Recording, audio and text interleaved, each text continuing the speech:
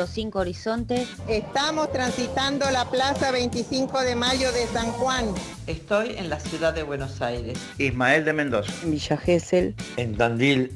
Soy de Mar del Plata. De la ciudad de Cosquín. Estoy en Santa Fe. En Salta. Desde Uruguay. Soy de Quilmes. Soy de Bellavista. Colón y San Luis. De Tucumán. Radio Caput. Caput. Porque soy una de las sobrevivientes de esa dictadura feroz.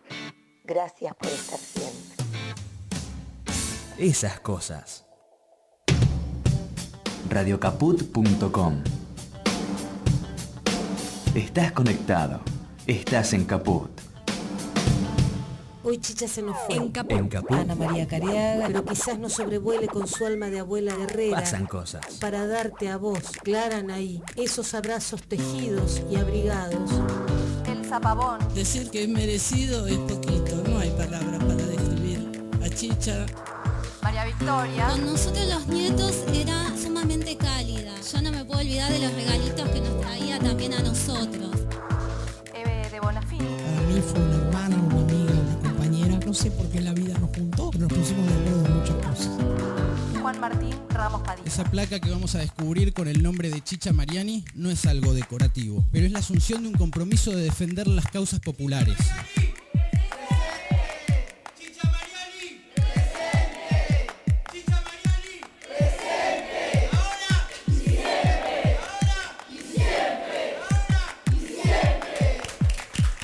Radio Caput. Caput. Hable bajo pero hable, no se calle. Esas cosas. Voces y contexto.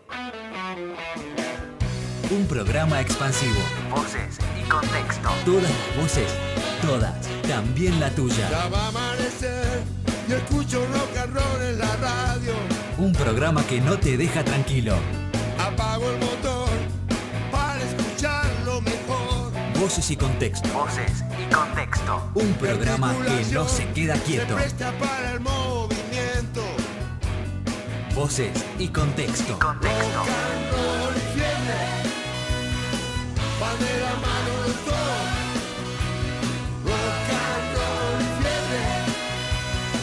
Van de la mano los dos. Voces y contexto. En Caput.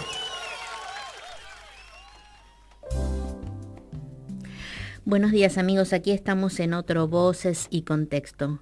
Esta vez con dos queridos amigos que dentro de un ratito vamos a presentar.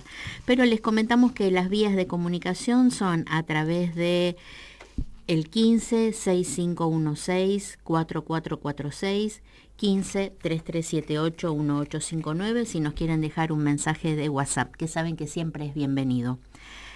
El Facebook es Voces y Contexto, donde durante la semana nos mantenemos en contacto y a partir de mañana van a poder volver a escuchar este audio a través de nuestro canal de YouTube Voces y Contexto Radio.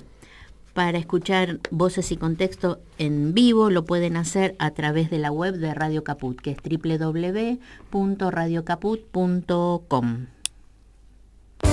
Nada como ir juntos a la paz. Voces y contexto. Voces y contexto. Todas las voces, todas. Pero no nos lo perdimos. Un programa lleno de incorrecciones políticas. Nada como ir juntos a la paz. Voces y contexto. Estamos aquí en el estudio de Radio Caput. Hola Sandra, ¿cómo estás? Bien, ¿vos cómo andás, Adri? Bien, muy contenta que estamos con dos amigos que los vamos a presentar ya. Uno es un viejo amigo de la casa, digamos, del programa, que es el doctor Eduardo Chávez Molina. ¿Cómo estás, Eduardo? ¿Qué tal? Muy bien. Y bueno, le contamos a nuestros amigos que ya lo conocen, porque muchas veces estuvo presente con su opinión, con su mirada crítica, con sus análisis. Eduardo Chávez Molina es doctor en ciencias sociales y además es licenciado en sociología y docente, bueno, y tiene una larguísima trayectoria. Y también estamos con Martín Unzué, que es un nuevo amigo que se suma aquí a Voces y Contexto, que es también doctor en ciencias sociales y es licenciado en economía y en ciencias políticas. Y además además es el director del Instituto de Investigaciones Gino Germani. Así que bueno, les damos la bienvenida y es mucho también, y también es docente, y es mucho lo que tenemos para conversar y es lamentablemente poco el tiempo, ¿no es cierto? Así es. Bueno, son muchos los temas que nos preocupan y bueno, podemos pensar, por ejemplo, en una idea de Martín, que es de la exclusión de la ciencia de la economía de las ciencias sociales. Bueno, buenos días. Sí, dentro de mis preocupaciones siempre está el proceso de exclusión que se produjo de la economía del campo de las ciencias sociales, que bueno, a nivel universitario se expresa en que habitualmente la economía se enseña en espacios separados, no en las facultades de ciencias sociales o de humanidades. Claro. Y eso tiene muchas consecuencias, porque evidentemente está construido sobre la ficción de que la economía es una disciplina exacta, separada de las cuestiones sociales, políticas, y bueno, en realidad eso no es así, ¿no? Claramente. Sí, y bueno, y también creo que hay un sesgo, digamos, ideológico muy marcado en cuanto al tipo de economía que se enseña. Por supuesto. La economía se empezó a enseñar en Argentina a finales de la década del 50, en años 57, 58, en la Universidad Nacional del Sur y en la Universidad de Buenos Aires. Esas son las primeras carreras de economía. En el caso de la Universidad de Buenos Aires, la carrera se llama inicialmente licenciatura en Economía Política. Uh-huh. Y eso es así hasta una reforma que se hace a comienzos de la década del 70 y cuyos primeros graduados, como licenciados en Economía, son a partir del 76. Uh-huh. Bueno, el cambio de nombre de la carrera, de plan de estudio, es bastante sintomático de este proceso de autonomización de la economía, porque dentro de los fundamentos de la reforma del plan, en el caso de la Universidad de Buenos Aires, se dice que la economía ya ha alcanzado un grado de madurez y de desarrollo suficiente como para no requerir de otras disciplinas que la asistan. Y en ese proceso se borra del plan de estudios la teoría política, por ejemplo, que estaba en los inicios de la carrera de economía política, se borra la historia social, se pasa a ser una historia económica estrictamente, y se profundiza en la formalización matemática de la disciplina.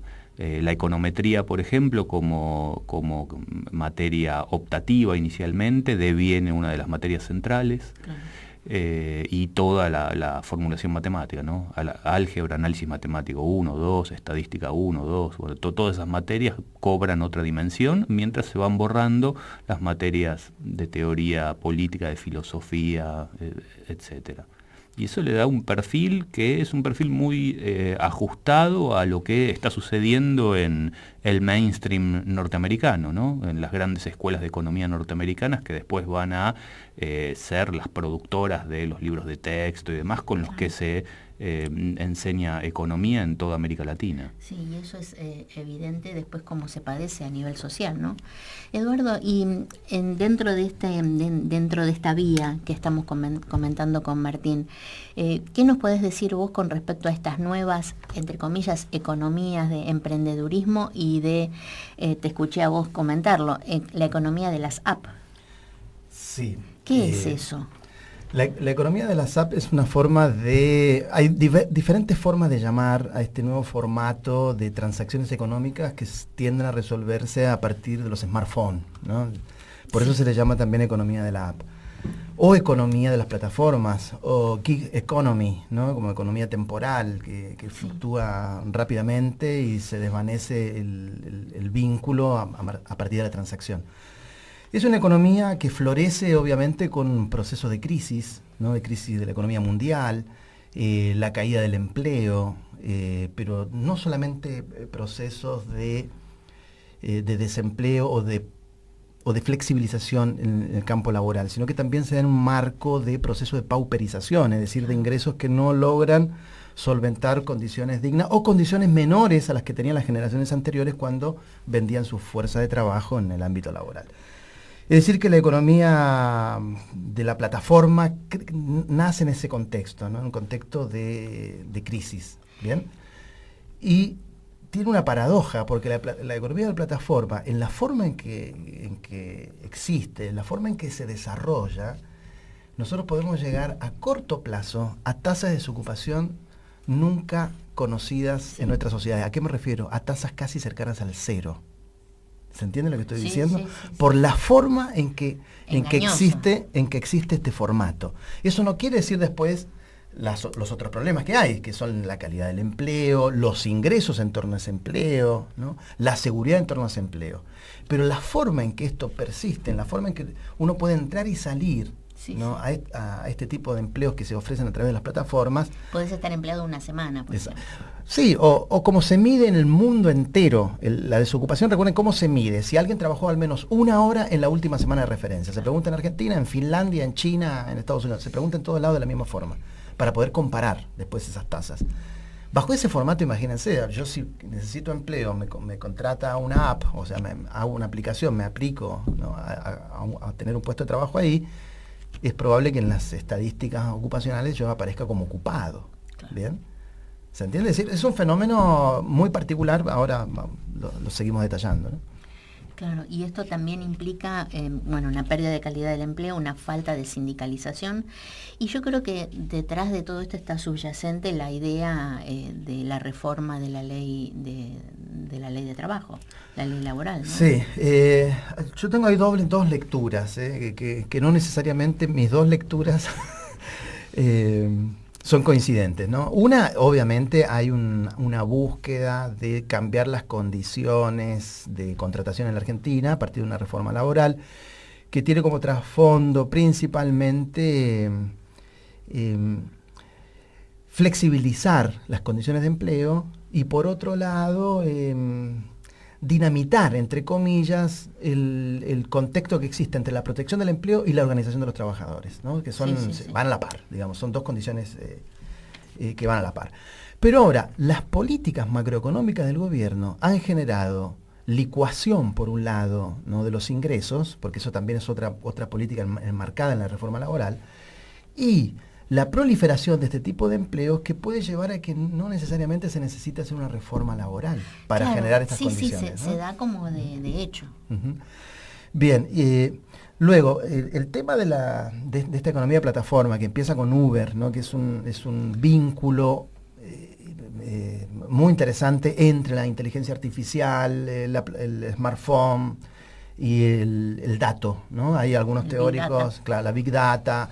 Hay algunos que hablan en realidad que el gran proceso de transformación del capitalismo en los últimos años, no solamente en Argentina, sino en los países centrales, tiene que ver con la utilización del dato, ¿no? Sí. Y el dato se incorpora como un elemento que permite aumentar las condiciones de ganancia de las empresas. Hoy en día lo que estamos viendo es eso, o sea, las condiciones laborales sintéticamente o de trasfondo no mutan demasiado. Lo que cambia es el intercambio de bienes y servicios a partir de un smartphone.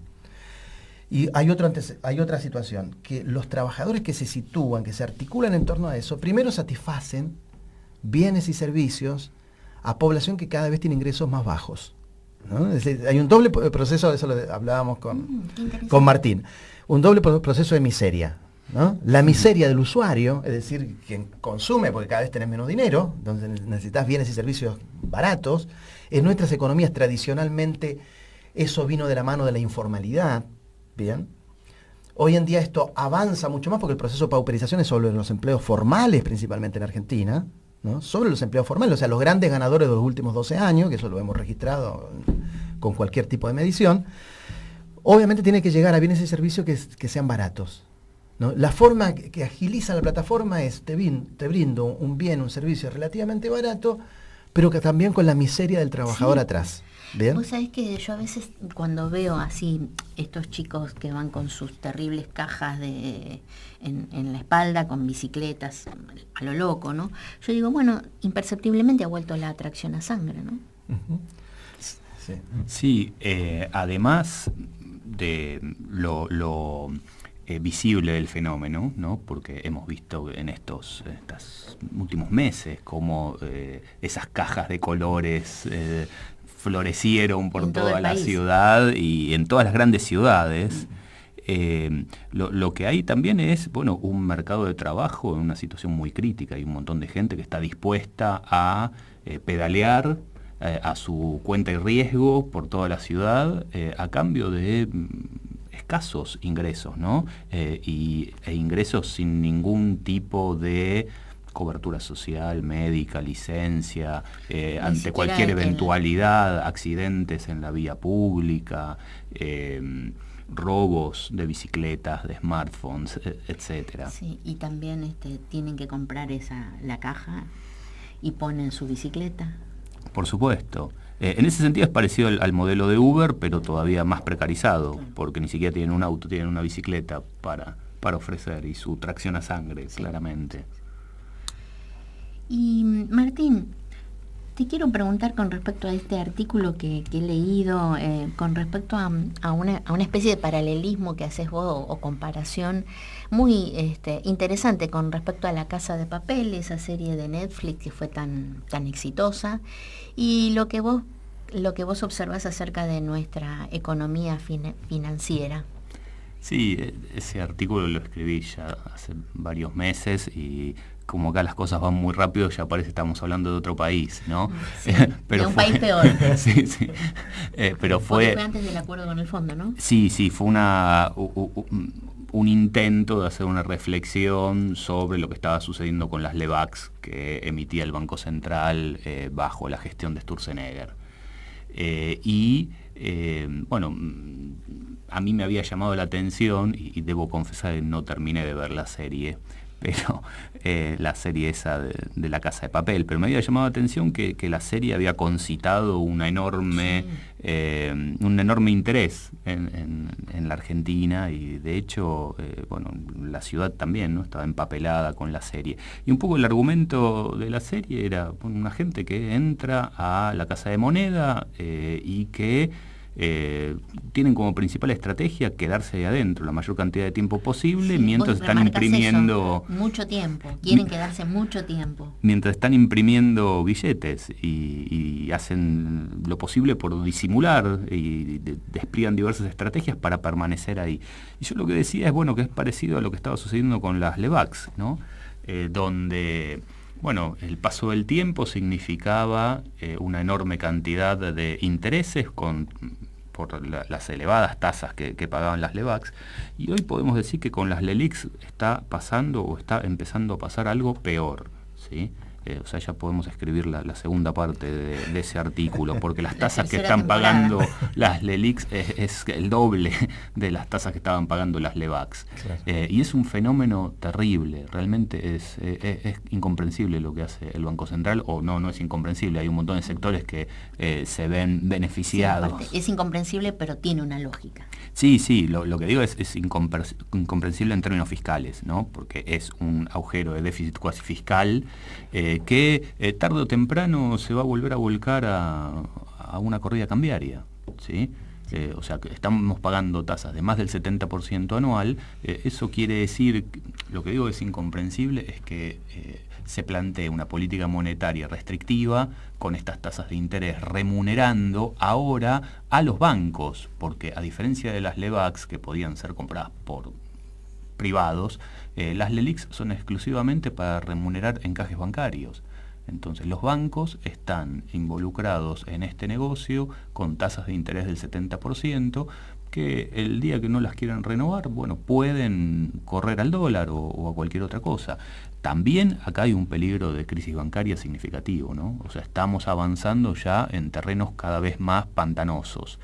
Ya se veía desde septiembre que había un retiro, particularmente de dólares, del sistema bancario importante.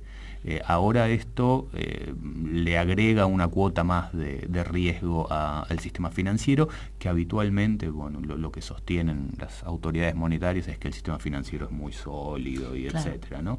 Bueno, hay que empezar a ver que no, claro, que tiene talones de Aquiles múltiples. Claro. Eduardo, y En otro momento, en otra radio, ¿te acordás que hemos hablado de uno de los temas en los que vos te especializás, que es la medición de la desigualdad? Sí. ¿Qué novedades tenemos al respecto? ¿Qué novedades? Bueno, primero siguen las controversias con respecto a las mediciones, ¿no? ¿En qué sentido? ¿Metodológicas o...? Sí, digamos, recuerden que se cambió la metodología de medir la pobreza a partir del año 2016, por lo cual no es posible compararla con los años anteriores. Es el primer tema, digamos, candente con respecto a los datos. Y después, la propia construcción de los datos, en el caso argentino, genera límites, pero que ocurre en muchos países, pero en Argentina se destaca aún más, que es casi imposible captar los ingresos de las clases altas, ¿bien? O de quienes tienen altísimos ingresos. Por lo cual, las mediciones de desigualdad que uno puede obtener están vacías justamente de los que más ingresos tienen, ¿tá? Entonces, hay una cierta estabilidad con cierto proceso de ascenso de la desigualdad, pero muy leve con respecto a las encuestas de hogares. O sea, si ustedes me preguntan datos, hay un cierto estancamiento de la desigualdad, pero también es porque el estrato que recibe más ingresos cada vez contesta menos encuestas. Para que tengan una idea, de 100 personas que son encuestadas en la EPH, 25 no contestan ingresos. ¿Bien? 25. Si yo esa muestra la divido en los que ganan más, los que ganan al medio, los que ganan más bajo, los que ganan más, hoy más o menos 6 a 7 de cada 10 no contestan los ingresos. O sea, los que siempre contestan ingresos son las clases medias salariadas. ¿Bien? Claro. Y además las encuestas de hogares tienen muchas dificultades, y esto se lo digo a ustedes, pero también a los oyentes, tienen muchas dificultades de captar ingresos por beneficios o ganancias empresariales. ¿Se entiende? O sea, capta muy bien los ingresos salariales, pero tiene fuertes dificultades de donde efectivamente uno puede medir la desigualdad. Solo les tiro un dato, no sé si lo habré mencionado en una reunión anterior, los ingresos de los CEOs, ¿no? Mucha gente no sabe cuánto gana un CEO, ¿no? Uno pregunta, en general, en mesa de reuniones, en mesa de amigos. Yo les puedo decir incluso con gente con mucha formación académica, preguntándoles en alguna tarde, ¿no?, de convivencia porteña, es decir, ¿cuánto gana un CEO? Y las respuestas en realidad giran en torno a duplicar o triplicar el ingreso más alto que uno puede imaginar en la encuesta permanente de hogares, que es más o menos 120.000, 140.000 pesos en la encuesta permanente. No es así, ¿no? O sea, no tenemos una dimensión exacta de cuánto gana un CEO. Hay un estudio del año 2016, ahora te voy a decir los valores. El año 2016, una consultora muy famosa además, que aparece en los diarios económicos, como BAE o Ámbito, el Cronista, cada tanto en La Nación también, sacó un informe sobre el salario, la mediana de los ingresos de los CEOs en América Latina del año 2016. ¿Bien? Recuerden que los CEOs tienen ciertas particularidades, no tienen ingresos mensuales, tienen ingresos que son discontinuos a lo largo, o sea, no tienen el mismo ingreso del salario, o sea, no tienen un salario mensual, tienen porcentaje de ganancias, tienen porcentajes de bonos, que muchos de esos no son medibles. Voy a decir lo que es medible, o sea, ingresos que le ingresan por sus actividades. Depende del CEO, el CEO es como un entrenador de fútbol. ¿Se entiende? Es decir, hay CEOs muy conocidos y famosos que incluso tienen cláusulas de salida, ¿no? Si la empresa no generó las ganancias que la empresa esperaba, ese CEO se va, pero se lleva una contrapartida importante. Y hay CEOs recién llegados, ¿no?, que pueden ser despedidos inmediatamente, como un entrenador de los equipos de la Primera B, por ejemplo, ¿no? Esa mediana de ingresos, Argentina lo posiciona en la mitad de la tabla para abajo. Está generando una expectativa terrible. Bueno, ¿cuál es el ingreso mensual? O sea, si yo tuviera que mensualizar y comparar con un asalariado argentino, la mediana que tiene mucha dispersión además con respecto al que tiene más ingresos y menos ingresos, para el caso argentino son hoy, a tipo de cambio hoy, son aproximadamente 4,5 millones de pesos mensual. ¿Escucharon lo que dije? ¿No? En promedio anual es $1.300.000 sin detectar los bonos u otros ingresos que no se pueden cuantificar o que se va de la cuantificación. Porque ¿podrías repetir la cifra? En pesos argentinos en forma mensual son 4,5 millones de pesos, en términos de dólares anuales, $1.300.000. Argentina pues se posiciona en la mitad de la tabla para abajo, está detrás de los CEOs de Chile, los CEOs de Brasil, los CEOs de México. Yo ahí haría una pregunta que todavía es... no nos recuperamos de... ¿Qué hacen los CEOs que ingresan al Poder Ejecutivo, ¿no? A los ministerios y demás? Es la vocación de servicio. Es la vocación de servicio. entregan parte, pierden plata, dejan de ganar eso. Yo he escuchado mucho eso de que perdemos Sí. plata. Si no Son hacemos patriotas. Claro. Bueno, y la otra, acá hay una interrogante ética, porque nosotros en términos generales sabemos cuánto gana, cuál es el salario más o menos mínimo del país, el salario mínimo del empleo doméstico, cuánto es más o menos lo que percibe una familia, y con eso, a través de la asignación universal, y llenamos hojas y hojas de diarios y de páginas web y de comentarios en Facebook criticando los 3.000 pesos que puede recibir una familia que no tiene ingreso asegurado. Sí. Bien, tenemos más o menos el promedio del salario de una maestra, de un maestro, más o menos tenemos en cuenta cuánto es el salario de un profesor universitario, pero no tenemos idea de lo que gana un CEO. Bien, son dimensiones descomunales, decirlo de esta manera. ¿Se entiende? Son 4, es probable lo que yo pueda ganar en 2 o 3 vidas, ¿no? Humanas, Sí. ¿no? Ganadas en un mes. Hagan las cuentas, hagan los cálculos. Sí, ¿no? Sí, ahí hay otra cuestión también, ¿no? La evaluación fiscal de los activos, que también es terriblemente distorsiva, porque cuando nosotros miramos las declaraciones juradas de los funcionarios, el presidente y demás, bueno, de repente declaran que tienen, no sé, 70 millones de pesos de bienes. Y uno saca la cuenta y dice, pero ¿cómo? Si yo me quiero comprar un departamento de 2 ambientes y sale una buena parte de eso. Bueno, ahí también hay una cuestión que tiene como correlato, bueno, el pago de impuestos, ¿no? Y particularmente de bienes personales. Claro. Así como no se sabe cuánto ganan los que más ganan, también lo que sucede es que los que más ganan subdeclaran los activos que tienen, y eso los hace pagar pocos impuestos. De hecho, ayer en la votación del presupuesto hemos visto cómo después de mucho conflicto se decidió realizar un ligero aumento en bienes personales, excluyendo a las propiedades rurales. Claro, por ejemplo. Sí. Bueno, ¿qué les parece si escuchamos brevemente un tema musical de Melingo? Epa. Y fíjense el título, Un bondi color humo. Acá lo tiene Victoria preparado, está girando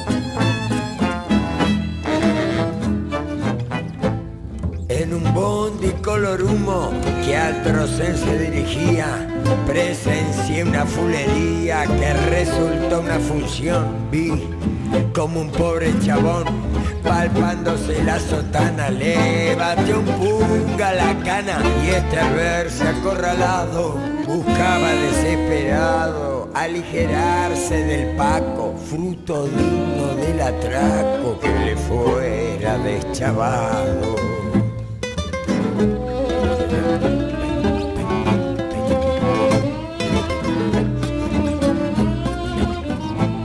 A pesar que el Gratarola le dio a la declamación, no lo convenció el botón, que se mostró intransigente en medio de tanta gente. Y ya frente a un oficial, teniendo corrido el dial, se le acabó el reportaje. Y al revisarlo de ultraje, en una forma fulera, lo portaron en galera. Y el bondi siguió su viaje.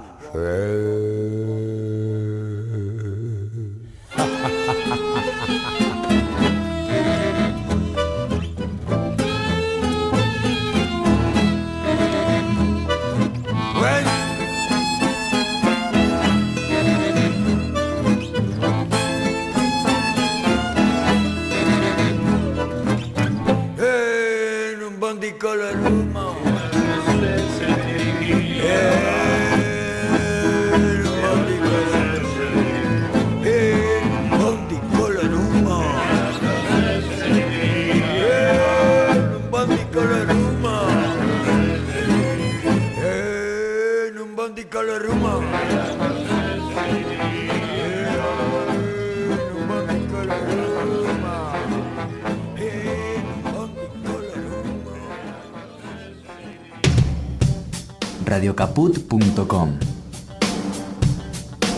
Estás conectado. Estás en Caput. Proyecto colectivo. Proyecto colectivo. Solidaridad, voluntariado y asociativismo. Anoche soñé contigo. Proyecto colectivo. El programa radial de Asociactiva. No estaba durmiendo. Subite al bondi de la solidaridad. Qué lindo que soñar. Soñar no cuesta nada. Soñar y nada más. Los jueves a las 16, subite al bondi de la solidaridad. Proyecto colectivo. El programa radial de Asociactiva. En Caput. ¿Querés arrancar la mañana bien informado? Infosiberia. Las noticias en tu celular. Manda un mensaje de WhatsApp al 11 54 95 98 85 y recibilo gratis todas las mañanas. Infosiberia. Teatro y otras hierbas. Teatro y otras hierbas. La columna imprescindible de Sandra Paul te presenta las mejores novedades de la cartelera porteña. Teatro y otras hierbas. Bueno, Sandra, ¿a dónde vamos este fin de semana? Bueno, mira, te traje una obra que se llama Toque de Queda. Es una obra escrita por... No des ideas, por favor. Viste, es que todo ronda, y el teatro está con muchos temas que tienen que ver con la actualidad, siempre y ahora más todavía. Toque de Queda es una obra escrita por Carlos Gorostiza, que se está dando en el Andamio 90. Es una obra, bueno, donde corre el año 1945, acaba de finalizar la Segunda Guerra Mundial, hay manifestaciones en las calles de Buenos Aires y hay una familia de clase media que, bueno, de pronto ingresa en esa casa un hombre uniformado que se hace llamar Pericles y que empieza a tratar de imponer su voluntad. No pueden salir. Ahí se declara el toque de queda. Y bueno, ante ese autoritarismo, la familia, los integrantes de la familia toman distintas posiciones o reaccionan de diferentes maneras. Que bueno, la solemos ver en la clase media nuestra, ¿no? La dirección y puesta en escena es de Natacha Paula Delgado, es muy acertada la puesta, es un escenario circular. Yo lo asocié que tiene que ver con el tema del eterno retorno, de la circularidad del tiempo. Está muy interesante y las actuaciones son excelentes, hay mucho humor, es tragicómico, ¿no? Así que bueno, esta obra la escribió Carlos Gorostiza en el año 2001 y bueno, esto vendría a ser una alegoría muy oportuna en estos tiempos. Actúan Roberto González Segura, Rosana López, Ana Estefanía Pazulevicius, Gustavo Reverdito. Bueno, ya dije la dirección, es en Andamio 90, la dirección artística, ¿no? De Natacha Delgado. Andamio 90, Paraná 660, está los domingos a las 20 horas hasta fines de noviembre. Así que tienen este mes y el otro para disfrutarlo. Y la otra obra que te traigo es una, digamos, un musical qué bien. Que se llama Labios Negros.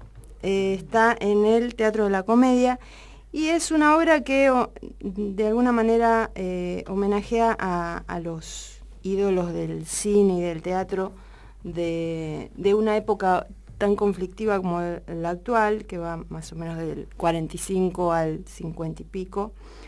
Y bueno, es una obra que te trae muchos nombres del pasado, ¿no? Zuli Moreno, Olga Zubarry, Alberto de Mendoza, Hugo del Carril. Sí. Es muy divertida, el guión está escrito por 3 autoras, Laura Cotton, María Rosa Pfeiffer y Patricia Suárez. Patricia Suárez muy de moda últimamente. Y la dirección es de Carlo Argento. Y actúan Claudio Paso, Francisco Pesqueira y Claudia Pizanú. Claudia ganó el premio Hugo a Mejor Intérprete Femenina este año. Así que, bueno, es una obra que realmente vale la pena, se van a divertir mucho. Bueno, habla de diferentes situaciones de la historia, ¿no? El tema de el conflicto entre Evita y Libertad Lamarque, que ahí los integrantes del elenco van a tener conflicto con eso, y es muy divertida. La verdad que yo no soy un amante de la comedia musical, pero me gustó muchísimo, está teniendo mucho éxito, así que vayan a verla. Es en el Teatro La Comedia, de la Comedia Rodríguez Peña 1062, los lunes a las 21 horas. Esa está hasta fines de octubre, así que queda poco tiempo. Bueno, esas son mis 2 sugerencias para esta semana. Voces y contexto. Voces y contexto. Todas las voces, todas. Un programa lleno de incomodidades políticas. Voces y contexto. Bueno, acá estamos con Eduardo Chávez Molina y con Martín Unzué, y continuamos con este tema que se ha abierto esta mañana. Bueno, una idea también que circula en torno a la economía de plataforma es que se instala como un servicio fácil para el usuario, ¿no? Es decir, yo puedo acceder rápidamente a un bien o un servicio desde mi casa sin moverme, ¿no? En el caso argentino ha ido proliferando la cantidad de negocios o de actividades que se generan en torno a las plataformas. Los más conocidos son estos que hemos nombrado, pero tenemos también profesores particulares, por ejemplo. Si necesito algún curso especial de biología o mi hijo tiene retrasos en matemática, contrato a un profesor particular. Pero hay otro más en algún sentido ha generado mayor controversia, que es el del contrato de empleo doméstico. Solvers. Exacto, la página Solvers, que además no solamente empleo doméstico, con las 2 formas, ¿no? Si es con retiro o sin retiro, con la foto de 6.000 personas ofreciendo sus trabajos. Sí, tiene algo de Black Mirror eso, ¿no? Tiene, obvio, porque además, fíjense cómo, como la inmensa mayoría de las economías de plataforma, solo se califica al trabajador o a la trabajadora. Bien, incluso recuerden cómo funciona uno de los mecanismos más viejos que tiene Argentina, que es el Mercado Libre. ¿Cómo funciona? Uno califica al comprador, ¿bien? Pero el comprador se resguarda Y calificarte. el empleado del mes, claro, que fue el antecedente. El ¿no? antecedente. Bueno, y en Mercado Libre, fíjense cómo se resguarda el empresario. Él te califica después. ¿Entendés? Espera tu calificación para calificarte. Y voy a esto porque acá, bueno, circulan marcas, ¿no? Y hacer este tipo de notas en general son sobre espacios de mediáticos, de difusión, de periodismo, principalmente independiente, porque muchas de estas empresas financian, ¿no?, los medios de comunicación tradicionales, entonces es muy raro que te invite un medio a hablar de estos temas, ¿no? Ya nos pasó anteriormente. O sea, es algo que nos viene pasando por continuamente. Por eso tiene que venir a Radio Caput. Exacto, por eso estamos acá. Lo que iba a decir es que, fíjense en Mercado Pago, ¿no? Mercado Libre. Uno usa una moneda virtual que es Mercado Pago, ¿no? Y hay otras transacciones que fluctúan también con Todo Pago o, por ejemplo, PayPal, ¿no? Que son también, yo puedo pagar Airbnb, si la tarjeta no tengo crédito suficiente en la tarjeta, lo uso PayPal. Lo mismo si necesito comprar algún bien afuera que me llegue puerta a puerta, ¿no? Sí. Ahora la pregunta es, ¿cuánto tiempo tarda el productor, ¿no?, en recibir ese dinero que ha sido pagado bajo monedas de circulación virtual? ¿Bien? ¿Cuánto tarda? Bueno, ahora voy a dejar a Martín para que ingrese ese tema, pero pongo otra idea. ¿Qué pasa, por ejemplo, cuando uno paga por Airbnb? ¿No? ¿Dónde va a parar? ¿Va a parar al que alquila la vivienda inmediatamente? No, va a parar además a quien es el dueño de la app. En este caso, Estados Unidos, o la sede para América Latina en su conjunto es San Francisco.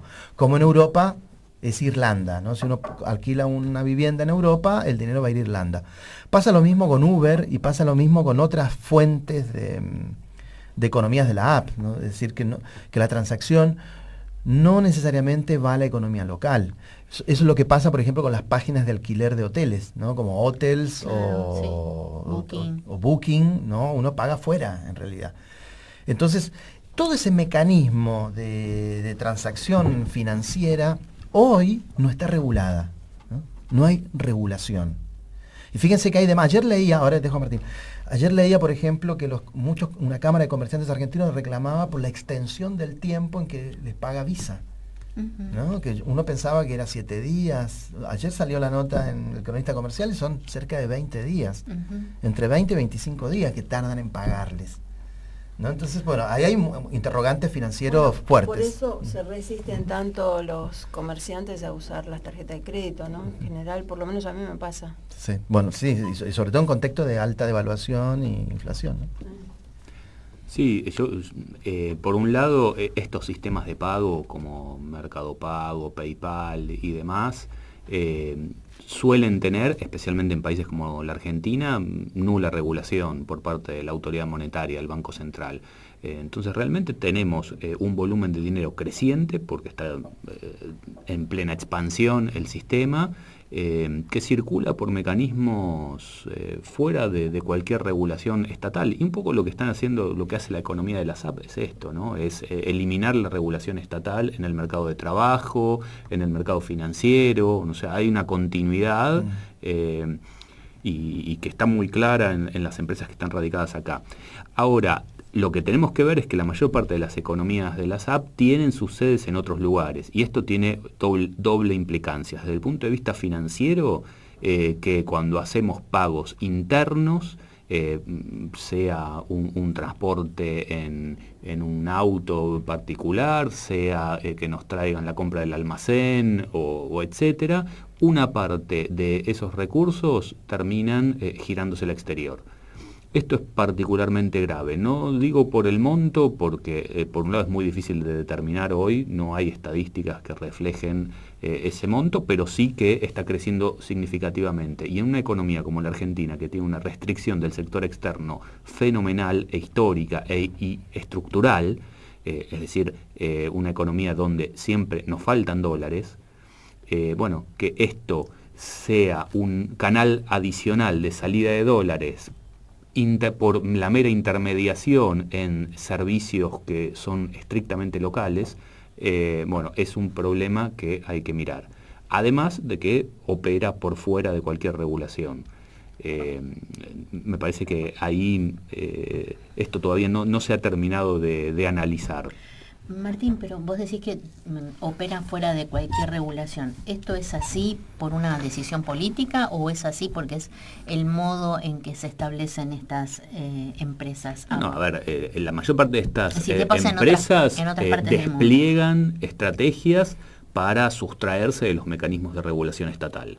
Eligen sus sedes en función de los espacios más amigables en términos impositivos, en términos de regulación, etc. Y esto tiene muchas implicancias, incluso también en el aspecto laboral, porque en muchos casos cuando uno adhiere a una de estas apps, bueno, está aceptando los términos y condiciones que fijan, por ejemplo, el lugar donde ante un eventual conflicto debe dirimirse, en qué jurisdicción debe dirimirse ese conflicto, y en general es en el exterior, ¿sí? Yo entiendo que el pobre sujeto que pedalea en Rappi o en Globo o etcétera no lee los términos y condiciones, sino que solo los tilda y los acepta porque aparte no hay otra opción, ¿no? Porque no hay ningún espacio de discusión de esos términos. O se aceptan o uno está fuera de la app. Ahora, atrás de esos términos y condiciones lo que hay es toda una arquitectura jurídica específica que tiende a minimizar los controles estatales, que tiende a prever la posibilidad de que esas relaciones sean vistas como relaciones laborales. Claro. Y que se presentan como relaciones entre iguales, entre empresarios, emprendedores, autónomos, y donde colaborativos y donde la plataforma parece ser solo una app tecnológica para vincular ofertas y demandas equiparables, simétricas, lo cual no es cierto, ¿no? Claramente, porque como decía Eduardo recién, no solo hay todo un mecanismo de puntajes y demás, sino que además todas estas apps ofrecen, entre comillas, capacitación a los trabajadores y también imponen normas de comportamiento, ¿no? O sea, cómo deben, no sé, llevar el auto, si es Uber, cómo deben atender, qué deben decir, etcétera. Y lo mismo a los repartidores ciclistas. Claro. Entonces, ahí hay relaciones laborales encubiertas, claro, que en muchos casos, como estas empresas están radicadas en el exterior, bueno, pretenden que la jurisdicción de cumplimiento de esas relaciones laborales sean en el exterior, claro, lo cual es imposible, ¿no? Porque para un trabajador local tener que recurrir a los tribunales en California, Estados Unidos, es imposible. Claro, es prácticamente imposible. Ahora, ustedes saben que uno de los, digamos, de los ejes de Voces y Contexto es un eje que atraviesa por lo general todos los programas, porque casi todos los temas están atravesados por esto, por el tema de la soberanía, ¿no? Uh-huh. Y veo que también en este caso, con lo que ustedes están también explicando, se ve vulnerada nuestra soberanía, uh-huh, digamos, laboral. Claro. ¿No es cierto? Sí, acá, mira, también hay un tema que tiene que ver con las regulaciones, ¿no? Que es importante. Ahí hay como dos caminos, ¿no? Dos caminos que se dan o que se pueden hacer. Uno es adaptar las leyes a la implicancia de estas economías de la app. O, ese es un camino, que puede ser incluso ignorando las leyes, ¿no? Y las protecciones. Y el otro camino posible es que las economías de la app o las economías de la plataforma se adapten a las legislaciones locales. ¿Bien? Y yo creo que ese es el camino posible. Han dado pasos, yo creo que enormes, sobre todo los países europeos, en torno a las regulaciones. Airbnb ha generado procesos de turistificación de las ciudades, sobre todo los países que tienen dimensiones descomunales de turismo que nosotros no conocemos en realidad. Claro. Imagínense que España tiene alrededor de 46, 47 millones de habitantes y recibe 60 millones de turistas. ¿Bien? O sea, son dimensiones que no... Islas Canarias, que tiene casi 2 millones de habitantes, recibe 14 millones de turistas, ¿entiendes? Eso genera turistificación. ¿Qué implica? Que los nativos cada vez tienen menos accesos a servicios, menos accesos a viviendas. Entonces se necesita regular. Barcelona, Ámsterdam y no me acuerdo qué otras, Londres, han generado ya políticas destinadas primero a limitar a quien ofrece su vivienda por cantidad de días durante el año. O sea, no lo puede alquilar durante todo el año, sino que 60 días como máximo, 30 días como máximo, depende de la ciudad. Les cobran además impuestos locales. Los londinenses, por ejemplo, si la casa es amueblada, el costo tiene que ser mayor si la casa es no amoblada. ¿Se entiende? Es decir, se necesitan mecanismos que regulen estas transacciones. Y por parte de estas otras actividades que implican relaciones laborales encubiertas, hay que generar los procesos de adaptación. Obviamente hay países que han avanzado bastante, por ejemplo el caso inglés, yo digo avanzado bastante en términos de organización sindical. Proceso que también se está dando en Argentina, ¿no? No sé si lo habrán visto en los últimos días, se creó el primer sindicato de trabajadores de plataforma. Lo primero que hizo la empresa fue eliminar de su plataforma al trabajador que había generado esta sindicalización, ¿bien? Porque es inmediato, yo te puedo despedir en 30 segundos, claro, o menos, digamos, ¿no? Con un enter te desafecto de mi actividad. Imagínense, es Black Mirror, ¿no? Ese Black Mirror, capítulo 1, temporada 3 o 4, no sé, acá tenemos la especialista en espectáculos. Bueno, esos son los fenómenos que aparecen. Por un lado, obviamente, viene el acceso a bienes y servicios. Disculpame que te interrumpa. Sí. Siempre esto que vos estás explicando en la segunda vía depende de una decisión política. No, obviamente. O yo dejo esto que siga su camino. Fíjense que además funciona bajo un sistema radial, ¿no? Si tuviera acá imagen les mostraría, es más o menos como imaginarse una mano, ¿no? Y donde la muñeca es el centro. Los dedos en el sistema radial no se comunican entre ellos. No. Eso es lo que se entiende. La economía de la app lo que genera es que no se puedan comunicar entre las personas. Tienen que hacer el esfuerzo. En el caso de los repartidores, de los jóvenes y trabajadores de repartidores, lo permite el verse visualmente. Sí. ¿No? Eso permite que se aglutinen, que se organicen, que demanden, que reclaman. Ellos en general reclaman ciertas condiciones laborales, ART, depende de la empresa también, ¿no? Hay empresas con algún nivel de sofisticación de regulaciones más elevado que otras. Ingresos, el retraso en los pagos, ¿no? ¿Y cómo cobran estos empleados? Algunos en transferencia a cuentas bancarias, otros en contado, pero en general es la transferencia bancaria lo que prima. Si no hay transferencias, la gente va con una cuenta de otra persona para que le puedan hacer las transferencias, ¿no? Y estamos hablando de ingresos bajos, ingresos bajos. A ver, hay trabajadores, depende del tiempo que lleven en la app, pero pueden estar ganando unos 700 pesos por semana, por ejemplo, ¿no? Y obviamente, ¿de dónde se nutre? De trabajo joven, de trabajo migrante, ¿no? Que necesita incorporarse rápido a la sociedad, el primer ingreso, ¿no? Poder comer, digamos, son elementos que juegan este periodo de crisis. Hay una periodista, estos son temas que en general los periodistas son los primeros que han tomado o han mirado este problema social, ¿no? Sarah Kessler, que es una periodista norteamericana, ella escribió un famoso libro que circula en el mundo anglosajón que se llama Gig Economy, ¿no? Y lo que ella en términos generales planteaba es que en un proceso de culminación de la crisis del capitalismo global o de los países centrales, un proceso de culminación o por lo menos estancamiento de esa crisis, un proceso de crecimiento, se está dando un fenómeno que no se había visto. ¿Cuál es? Que es aumento del empleo, pero caída cada vez más vertiginosa de los salarios, ¿no? Y donde este tipo de economía ha proliferado de manera cuantiosa, ¿no? Imagínense que no existen todavía en el caso argentino, pero existe, por ejemplo en Estados Unidos, llevar a pasear los perros funciona por la app. Tener un cuidador, alguien que viene a sacarle las pulgas y cortarle las uñas al gato, yo lo pido por la app también, ¿no? Y lo califico, le pongo 5 puntos, 4 estrellitas, etcétera.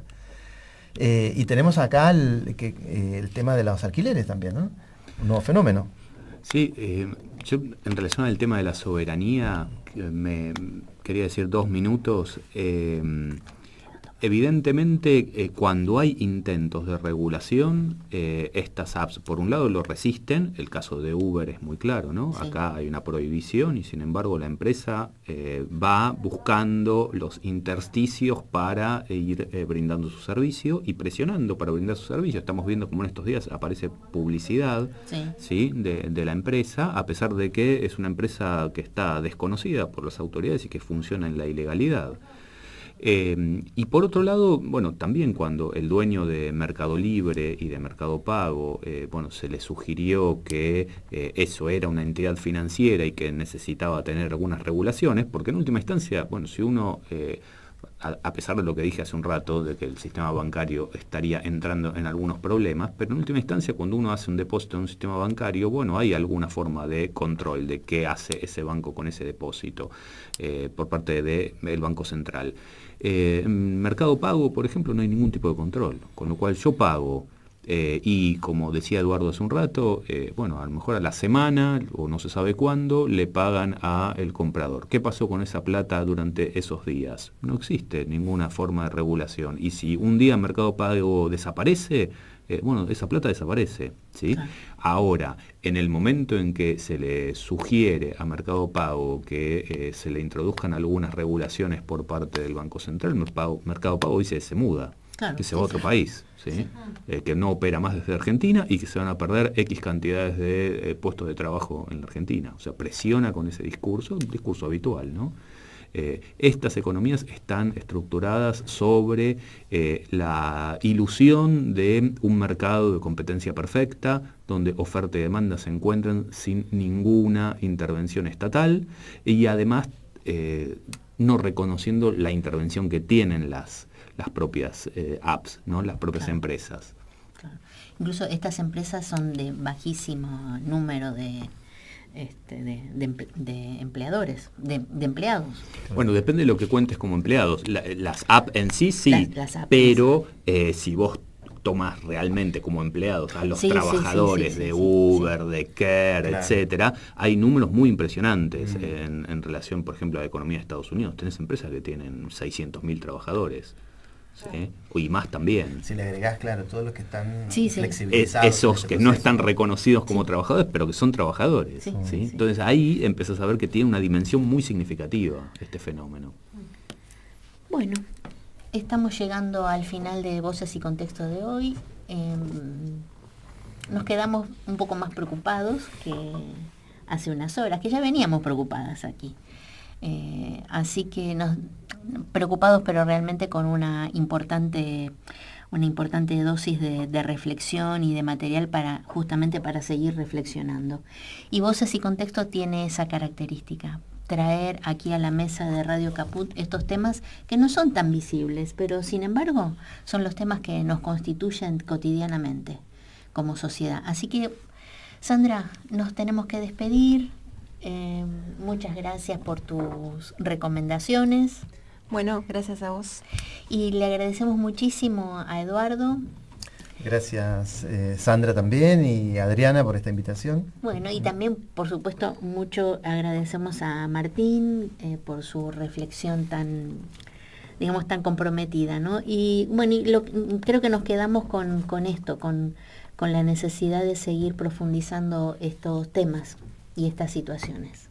Bueno, muchas gracias por la invitación. Bueno, espero que nos volvamos a encontrar pronto. Dale, seguro. Y agradecemos a Victoria Rítmica por su operación impecable de hoy. Gracias. Que tengamos una buena semana. Hasta el jueves próximo. Voces y Contexto. Voces y Contexto. Todas las voces, todas. Un programa incorrectamente político. Voces y Contexto. Llega a su fin por hoy. Hasta la próxima semana. ¿Querés arrancar la mañana bien informado? Infosiberia. Las noticias en tu celular. Mandá un mensaje de WhatsApp al 11 54 95 98 85 y recibilo gratis todas las mañanas. Una reunión de gabinete en el call center de la ANSES. Aburridos, peligrosos. Y yo puse una tintorería o un prostíbulo, una tintorería o un prostíbulo. Porque si no la cama tan De lunes a viernes a las 14 en Caput. Aburridos, peligrosos.